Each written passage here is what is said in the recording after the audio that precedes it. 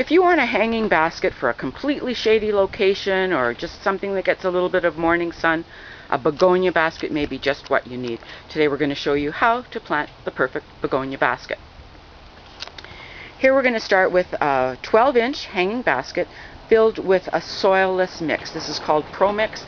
It's nice, crumbly, it drains well, and it holds water. It's what you want to use in any hanging basket or planters. You don't want to put topsoil or garden soil into a planter. It gets too compacted and too hard. This is nice, breathable, perfect. It's called a soilless mix. In this case, it's Pro Mix.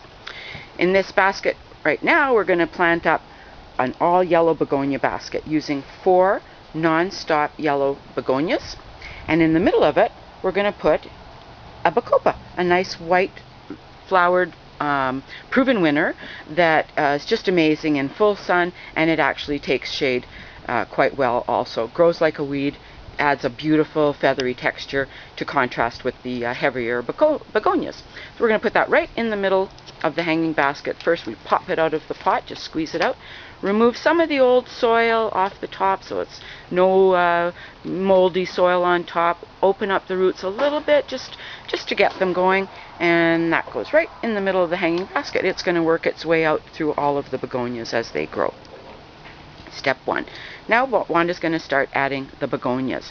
Begonias have a peculiar growing quality. If you look at it, you'll see that the leaves are sort of all pointing in one direction. It's important when you plant this that those leaves face outward. So again, Wanda's going to pop it out of the basket, out of the little pot, loosen up the soil, take off some of the old soil, open up the root ball a little bit, and that's going to go in one side of our 12-inch hanging basket. Leaves pointing out. The other thing about begonias is they don't like water pooling around their stem. So if you notice, if you can see, Wanda's actually mounding a little bit so that the stem of the plant is on a little bit of a hill so that no water pools around the stem of the plant. Water drains away from that. One plant directly on the other side.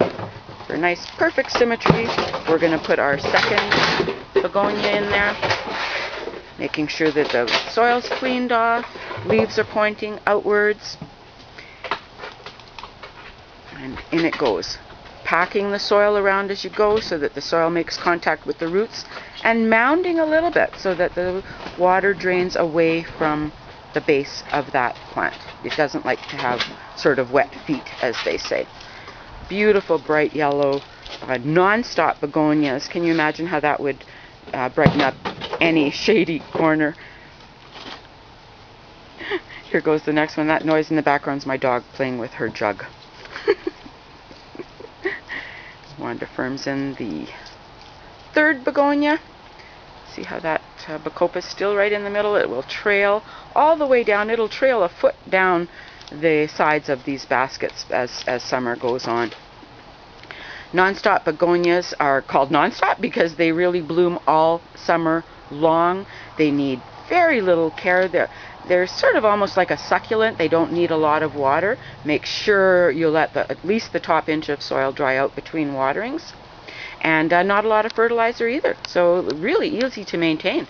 Just as summer goes on, as each flower is finished, it needs to be pinched off so more keep on growing.